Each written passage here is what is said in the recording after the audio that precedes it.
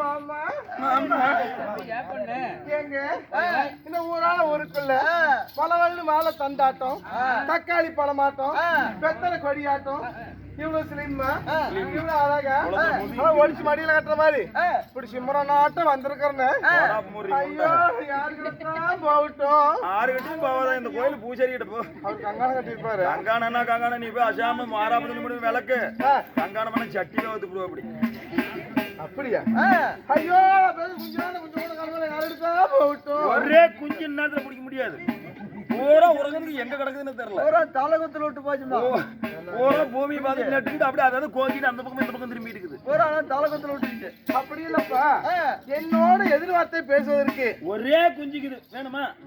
எதிர் காட்டு நல்ல கருங்காலம் கட்டியா ஒரு குஞ்சு உட்காந்து. அது எனக்கு வேண்டாம்.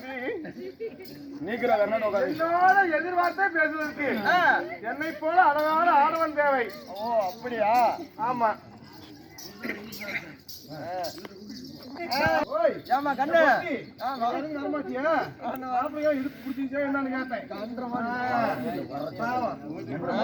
கேட்டேன். நான் வரங்கண்ணு வந்து கவலைப்படாத வாச்சாங்க. அதாவது உனக்கு பேசுறதுக்கு ஆளு வேணும். கூட அழகா வந்துக்கிறேன். ஏன்னா அண்ணா யாரு எடுத்தா போகட்டும், ஒரு ஆளு தான் பிடிச்சி விடுவேன். பிடிச்சி விடணும். ஆமாங்க. ஒரு ஆளுந்தா எங்க எங்க நீங்க புடிச்சு விடுவீங்களா? எங்க நீங்க புடிச்சு நல்லா விடுவேன். செல்லு செல்லு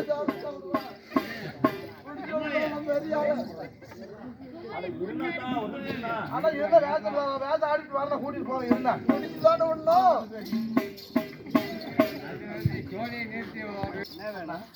அண்ணா இரு அவுக்காத உங்க பாணி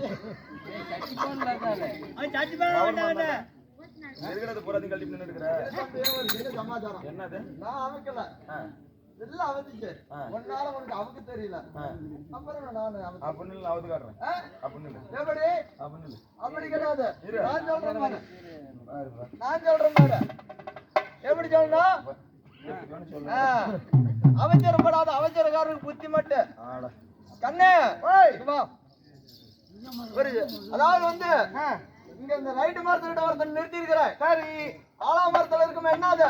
குரங்கு. குரங்கு குரங்கு. அதே மாதிரி மூஞ்சி வச்சுக்கிட்டு நிப்போம். அவங்கிட்ட பேசுமா பரவாயில்ல நினைக்கிறேன். அப்படி காட்டுங்க பயத்துக்கு போகுது. நான் போய் பாக்கட்டுமா? நீங்க கொட்டி போடுவீங்களா? நீ போனீங்கன்னா அந்த ஊரே போலாம்.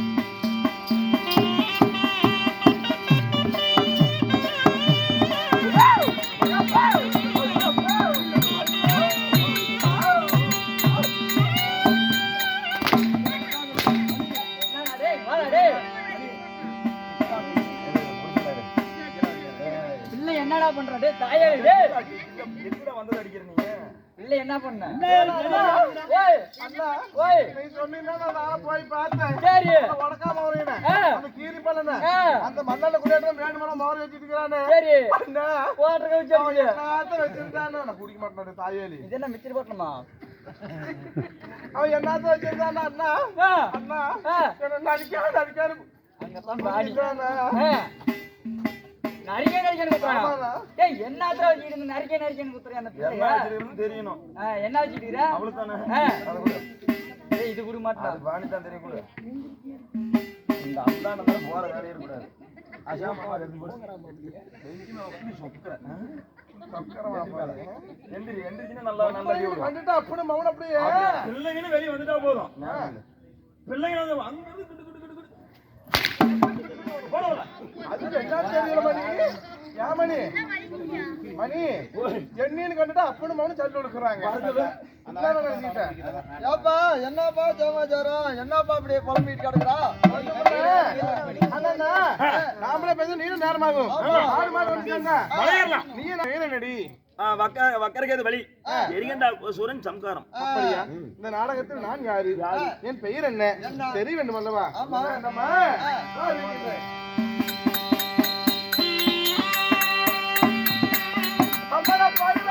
ராஜா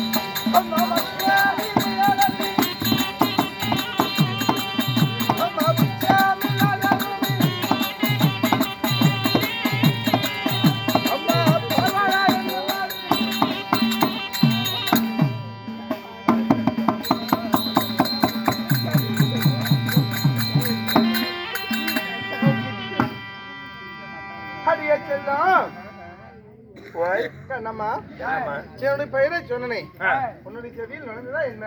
அந்த ஆள மத்தாள சத்தம் இந்த பசங்க குசு சத்தம்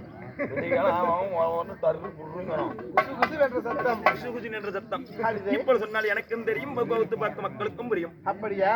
அடியே பருவதர் ராஜன் பெற்ற பரமல் சிவனுக்கேற்ற கண்ணம்மா என்னுடைய வயிறம் மச்ச வெளியழகி உச்சமில்லாத ரூவி அண்ணன் நடை நடக்க பின்னே சடைகுணுங்க 1000 தாதி மரம் அழைத்து ஏந்தி வர கண்ணம்மா என்னுடைய பெயரும் அடியே சக்தி உமா பார்வதி.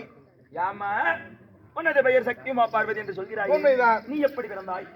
சக்தி உமா பார்வதியாக இருந்தாலும் நான் எப்படி ஜனனித்தவள்? எப்படி? யாருடைய அவசியால் பிறந்தவள்? என்னை யார் பிறக்க வைத்தார்? தெரிய வேண்டும் அல்லவா? ஹரியே செல்ல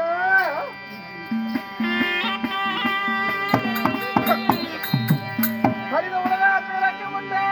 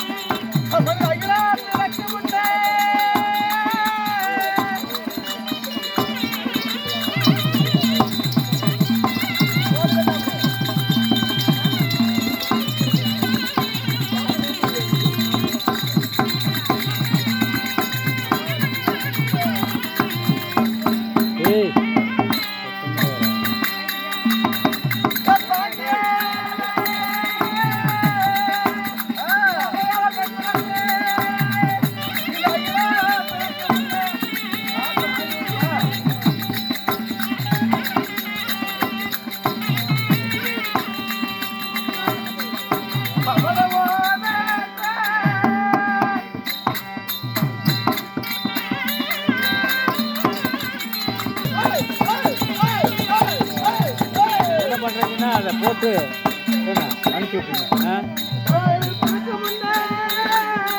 ஃபோன் நம்பர் எழுதிட்டீங்களா? பையன்கிட்ட நம்பர் கொடுத்துட்டீங்களா?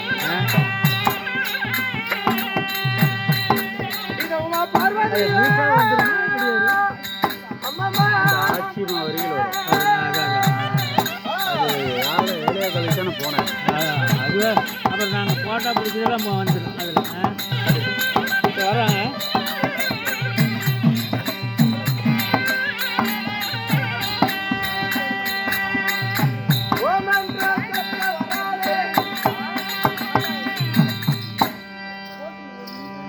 அடியே ஓய் சக்தி உமா பார்வதியாக இருந்த போதிலும் நான் எப்படி பிறந்தவள்? எப்படி? யாருடைய அபிஷேகால் பிறந்தவள்?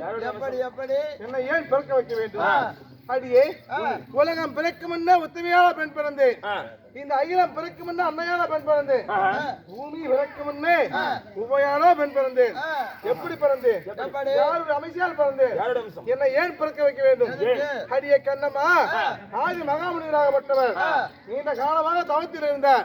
இந்த உலகத்தை படைக்க வேண்டும் என்று சொல்லி யாரு? ஆதி மகாமுனிவர். நீண்ட காலமாக தவத்தில் இருந்த ஆதி மகாமுனிவர் ஒரு நாள் ஒரு தினத்தன்று திடீரென்று முடித்து பார்த்தார். யாரு? ஆதி மகாமுனிவர் தவத்தில் இருந்தவர். இவ்வளவு நாட்களாக தவம் புரிந்து நம்ம தவத்திற்கு பலனாக எந்த ஒரு பொருளும் கிடைக்கவில்லை என்று சொல்லி யோசனை செய்தார். யோசனை செய்து கொண்டிருந்தவர் எப்படி செய்தார் தெரியுமா? தனது வலது கரங்களை எடுத்து இடது தோள்பட்டையின் மீது வைத்து தேய்த்துக் கொண்டு யோசனை செய்கின்றார் ஆதி மகாமுனிவராகப்பட்டவர். அப்படி யோசனை செய்ய செய்ய அவர் மேலினா இருக்கக்கூடிய அழுக்காகப்பட்டது உருண்டை வடிவிலே தென்பட்டது. ஆதி மகாமுனிவர் இவ்வளவு நாட்களாக தவத்தில் இருந்து நம்ம தவத்திற்கு பலனாக கேவலம் இந்த அழுக்குதான் மீது என்று சொல்லி என்ன செய்தால் தெரியுமா? தன் முன்பதாக படார் என்று தூக்கி எறிந்தார். ஓஹோ, படார் என்று உண்மைதான். அப்பொழுது ஓம் என்ற சொல்லிலே திசையோ 4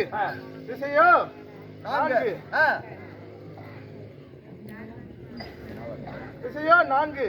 4 திசையிலே 3 திசை நீர்மயம், ஒரு திசை மட்டும் நிலமயம். அப்படி இருக்கும் பொழுது இந்த 4 திசையிலே இந்த உமா பார்வதி அலை கடலிலே ஓம் என்ற சத்தத்திலே முக்கண்ணோடு எரிகிற அக்னி சோழத்தோடு கையில திரிசூலத்தோடு ஓ ஓ ஓ ஓ என ஓட்டி பறந்தவர். ஓம் என்ற சத்தத்திலே பிறந்து கார்த்திகன் திசையை 4ம் அமர்ந்து கொண்டிருந்தார் ஆதி மகாமுனிவர். அவரை நோக்கி சென்று, ஐயா, என்னை படைத்த காரணம் என்னன்னு என்று கேட்க, அம்மா, இந்த உலகத்தை படைக்க வேண்டும் என்று சொல்லி உன்னை படைத்தேன் அம்மா என்று சொன்னார். பெண்ணாகப்பட்டவள் நான் இருக்கின்றேன், ஆண் துணை இல்லாமல் இந்த உலகத்தை நான் எப்படி படைப்பேன் என்று சொல்லி கேட்க, ஆதி மகாமுனிவராகப்பட்டவர், கவலைப்பட வேண்டாம் அம்மா, இதோ உன்னிடத்திலே 3 மந்திரத்தை உச்சரிப்பேன், உன்னிடத்திலே 3 மந்திரத்தை உச்சரிப்பேன் என்று சொல்லி 3 மந்திரத்தை உச்சரித்தார். எப்படி? அகார முகார ஓம்கார மந்திரத்தை உச்சரித்தார். அகார மந்திரத்தை உச்சரித்து ஒரு யாகத்தை செய்து ஒரு பிண்டத்தை பிடித்து போட்டால் பாலன் பிறப்பான் என்று சொல்லி என்னிடத்தில் வளர்த்தார். இப்படியே ஒவ்வொரு யாகத்தை, அதாவது ஒவ்வொரு மந்திரத்திற்கும் ஒவ்வொரு பிண்டத்தை பிடிக்க வேண்டும், ஒரு யாகத்தை வளர்த்த வேண்டும் என்று சொல்லிவிட்டு மாயமாக மாந்து விட்டார் ஆதி மகாமுனிவர். முதலில் என்ன செய்தேன் கண்ணம்மா, அதாவது அகார மந்திரத்தை உச்சரித்தேன், ஒரு யாகத்தை செய்தேன், ஒரு பிண்டத்தை பிடித்து போட்டேன், அம்மா என்று ஒரு பாலன் பிறந்தான். திருமணம் ஆகவில்லை, தண்ணி கழியவில்லை, அம்மா என்று வந்திருக்கிறானே, இந்த குழந்தை இருந்தால் நமக்குத்தான் அவ பேரு இழிவு சொல் வந்துவிடும் என்று சொல்லி என்னுடன் பிறந்த நெற்றிக்கனை திறந்து அந்த பாலனை எடுத்து விட்டேன். பிறகு முகார மந்திரத்தை உச்சரித்தேன், ஒரு யாகத்தை செய்த ஒரு பிண்டத்தை பிடித்து போட்டேன். அடியே என்று ஒரு ஆடவன் பிறந்தார். அடியே என்று வந்தவன் யாரு தெரியுமா? கணவனாக இருந்தால் மட்டுமே ஒரு பெண்ணை அடி என்று சொல்ல வேண்டும். இவன் யார் நம்மளை அடி என்று சொல்வதற்கு? அப்படி என்று சொல்லி என்னுடன் பிறந்த நெற்றிக்கனை திறந்தேன், அவனை எரித்து சாம்பலாகி விட்டேன். மூன்றாவதாக ஓம்கார மந்திரத்தை உச்சரித்தேன், ஒரு பிண்டத்தை பிடித்து போட்டு ஒரு யாகத்தை செய்தேன். தங்கா என்று ஒரு ஆடவன் பிறந்தான். அப்படியா? பெண்ணாகப்பட்டவளுக்கு அதாவது புகுந்த வீடு தேவை, பிறந்த வீடு தேவை. தங்கா என்று வந்தவரை அண்ணனாக ஏற்றுக்கொண்டேன். அண்ணனாக ஏற்றுக்கொண்ட பிறகு என்னுடைய கோபத்தை தணித்தார். யாரு?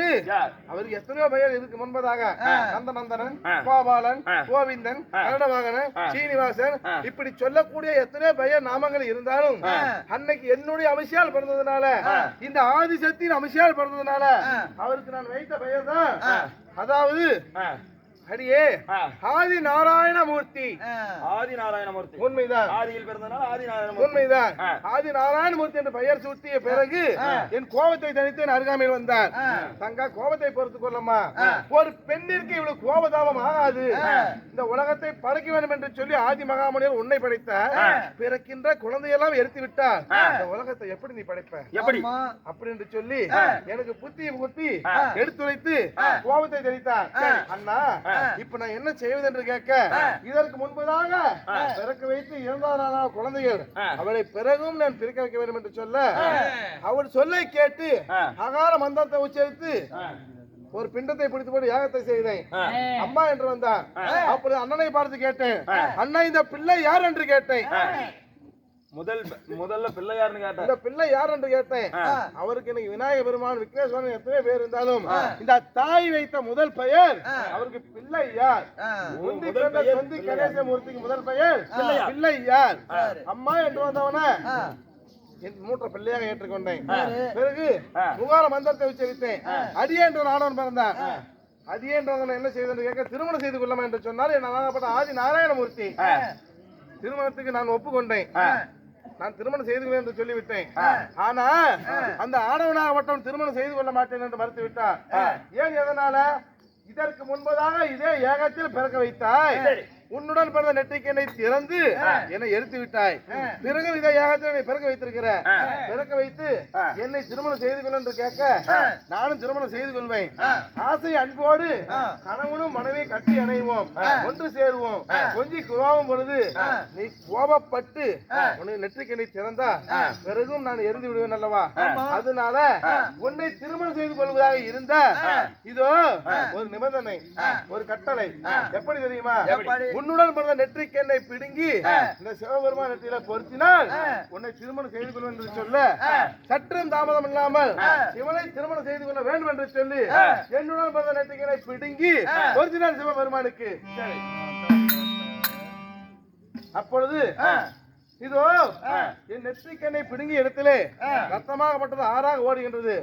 பார்த்தால் சிவபெருமான் என்ன மைத்தனம் செய்வது என்று சொல்லி ஆதி நாராயணமூர்த்தியிடம் கேட்க, அருகிலே இருக்கக்கூடிய குங்குமத்தை எடுத்து என் தங்கையோட நெற்றில வைத்து அழுத்தி புடி என்று சொல்ல, குங்குமத்தை சிவபெருமான் தன்னுடைய பெருவிரலை எடுத்து என் நெற்றில விட்டு அழுத்தி குடித்தார். அப்பொழுதுதான் நெற்றிக்கண் இருந்ததுக்கு அடையாளமாக இந்த குங்கும திலகமாக மாறியது. அன்னைக்கு இந்த உமா பார்வதி நெற்றிக்கண்ணோடு பிறந்ததுக்கு அடையாளம் தான் இன்னைக்கு பெண்கள் நெற்றியில வைக்கிறாங்க பாத்தியா குங்கும திலகம். ஆமா, அது எதற்காக? அது எதுக்கு? இந்த உமா பார்வதி நெற்றிக்கண்ணோடு பிறந்ததுக்கு அடையாளமாக தான். எங்க குங்குமம் வைக்கிறாங்க, போற ஸ்டிக்கர் போட்டு வச்சுட்டு இருக்காங்க. எதாக தான் போட்டு வைக்கிறாங்கல்ல. இருந்த போதிலும் இதோ நெற்றிக்கண்ணை புடுங்கி பொருத்திய பிறகு நான் ஒரு வரம் கேட்டேன். என்ன வரம்? என் நெற்றிக்கண்ணை புடுங்கி அதாவது உங்களுக்கு கொடுத்து விட்டேன். உங்களை திருமணம் செய்த பிறகு இந்த அதாவது சக்திக்கு இந்த சிவனோட இடது பாகத்தில் சரிபாக இடம் வேண்டும் என்று சொல்லி நான் ஒரு வரம் கேட்டேன். அப்படி ஆகட்டும் என்று சொல்லிவிட்டு சண்டாள பாவி அடியே என்ன திருமணம் செய்து கொண்டானா? பையன் வந்து என்ன செய்தான் தெரியுமா? நான் கொடுத்த நெற்றிக்கண்ணை திறந்து சண்டாளன் என்னையாட்டு சாப்பிட விட்டான் பாவி. நான் கொடுத்த நெற்றிக்கண்ணை திறந்து என்னையாட்டு சாம்பலாகி விட்டான். என் உடலாகப்பட்டது எழுதி விட்டது, என் ஆவியாகப்பட்டது அந்த இடத்துல பறக்கின்றது. அண்ணா நாராயணமூர்த்தி, இது நீதியா, இது நியாயமா, இது தர்மமா? நீங்க சொன்னதுனாலதான் என் நெற்றிக்கண்ணையை சிவபெருமானுக்கு பொருத்தினேன். திருமணம் செய்து சொல்லி ஆசை மோகத்தை காட்டி நான் கொடுத்த நெற்றிக்கண்ணையை திறந்து கண்டாளன் என்னை எரித்து விட்டானே அப்படி என்று கேட்க, தங்கா கோபப்பட வேண்டாமா? ஏனென்றா இந்த யுகத்திலே எங்களை பிறக்க வைத்தது நீதானே. எங்களை பிறக்க வைத்ததுனால எங்களுக்கெல்லாம் தாய் நீ. இப்ப சிவபெருமான் உன்னை திருமணம் செய்தா ஒரு மகனே தாயை திருமணம் செய்தது சமமாகிவிடும். அதனால நீ கவலைப்பட வேண்டாம். இதோ பர்வதராஜனுக்கு மகனாக பிறப்பாய். நீ பர்வதராஜனுக்கு மகனாக பிறப்பாய். சிவனே வந்து உன்னை திருமணம் செய்து என்று சொல்ல, பர்வதராஜனுக்கு மகளாக பிறந்து உமா பார்வதியை அந்த சிவபெருமானை மனமடித்த பிறகு நான் கேட்ட பிரகாரம் சிவனோடு இடது பாகத்தில் சரிபாகம் இடம் கொடுத்து சிவத்தோடு வாழ்ந்து வந்தாலும் முந்தி பிறந்த தொந்தி கணேசமூர்த்தி விநாயக பெருமானை முதல் பிள்ளையாக ஏற்றுக்கொண்டோம். பிறகு இரண்டாவதாக அடியே அழகுக்கு ஒருவன் ஆனை முகத்தான் ஒருவன். ஆனை முகத்தான் பெரிய பிள்ளை, அழகுக்கு சிறிய பிள்ளை யார் தெரியுமா? அவன் தான் சூர சமுகாரம் வென்ற பிறகு முருகன், குமரன், கந்தன் இப்படி என்று சொல்லி பெயர் சூட்டி பழனி மலையிலே குடிக்கொண்டிருக்கிறான் அல்லவா கோமன் ஆண்டி, பழனி ஆண்டி. அவன் தான் என்னுடைய இளைய மகன் அழகு முருகன். பெரிய மகன் ஆனை முகத்துவன், சிறிய மகன் அழகு முகத்துவன். இப்படி இருந்த போதிலும் இந்த உமா பார்வதி இல்லை என்றால் அகிலமும் கிடையாது. சக்தி பார்த்து சக்தி அளித்தால் மட்டுமே இந்த உலகமே இயலும். என் கணவராகப்பட்டவர் யாரு? சிவபெருமான். சிவபெருமானுக்கு படியளக்கும் தொழில். படியளக்கு முன்பதாக சிவனை பார்த்து பாதம் பணிந்த பிறகு சிவனாகப்பட்டவர் படியளக்க செல்வார். அதனால என் கணவரை பார்த்து பாதத்தை பணிந்து வழி அனுப்ப வேண்டும். சுவாமி நாதா